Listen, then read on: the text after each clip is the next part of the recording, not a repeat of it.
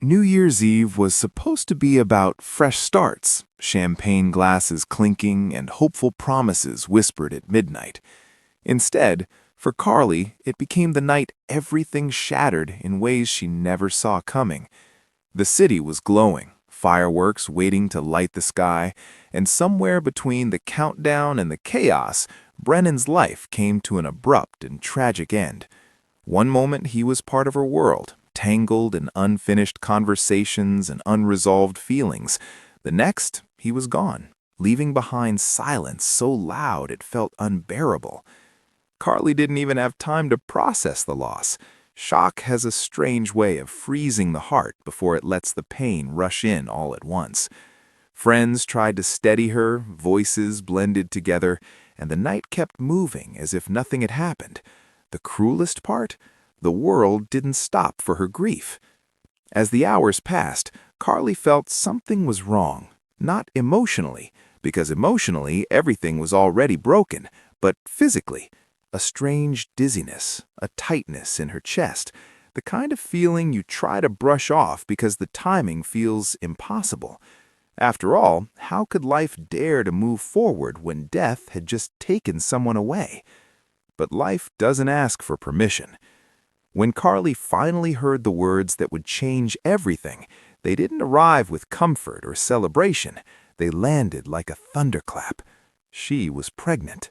The irony was almost laughable, if it hadn't been so devastating. A new life forming inside her on the very night another life was taken away. Love and loss colliding in the most dramatic way possible, like some twisted cosmic joke that only fate could pull off.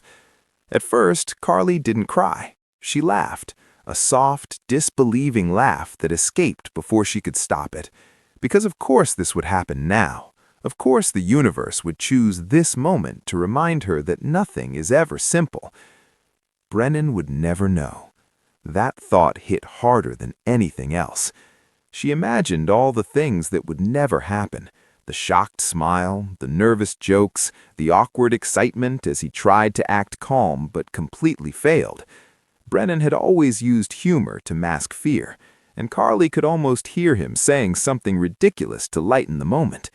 The memory made her smile through tears she didn't even realize were falling. And then the reality came crashing back in. She was alone. Or at least that's how it felt. Friends surrounded her, offering comfort, advice, opinions she wasn't ready to hear. Some spoke about strength, others about responsibility, and a few tried to crack jokes, hoping laughter might ease the pain. Carly appreciated the effort, but nothing could fill the space Brennan left behind. Still, pregnancy has a strange way of grounding even the most chaotic emotions. No matter how broken Carly felt, there was a tiny heartbeat reminding her that something beautiful was still growing. It didn't erase the pain, but it gave it a purpose.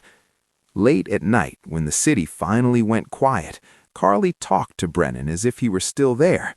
She told him about the baby, about how unfair the timing was, and about how angry she was that he left her with both a miracle and a heartbreak all at once.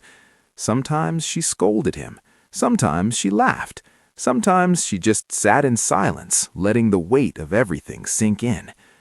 And then there were the unexpected moments of humor, because Carly, even in grief, couldn't escape her own personality. She joked about cravings starting at the worst possible time, about how the baby picked the most dramatic entrance imaginable. "You definitely get that from him," she muttered once, shaking her head with a half-smile. Grief doesn't move in straight lines. One minute she felt strong, determined to honor Brennan's memory by living fully. The next she was overwhelmed by fear, wondering how she could raise a child while carrying so much unresolved pain. But love has a way of rewriting fear. Carly began to see the pregnancy not as a cruel twist, but as a continuation of something real. Brennan's story didn't end on New Year's Eve. Part of him would live on, not just in memories, but in a future he never got to see. That realization didn't make things easier, but it made them meaningful. As the days passed, the shock slowly transformed into resolve. Carly wasn't ready to let go of her grief, and she didn't have to. She could carry sorrow and hope at the same time. She could mourn Brennan while preparing for a child that represented both love and second chances. New Year's Eve marked the end of one chapter, but it also quietly began another, one filled with uncertainty, yes, but also laughter, growth, and moments Brennan would have adored. Life didn't turn out the way Carly planned, but maybe, just maybe, it turned out the way it needed to. Because sometimes the most heartbreaking endings create the most unexpected beginnings. And as Carly stepped into the future, carrying both loss and love in her heart, one thing became clear: this story was far from over.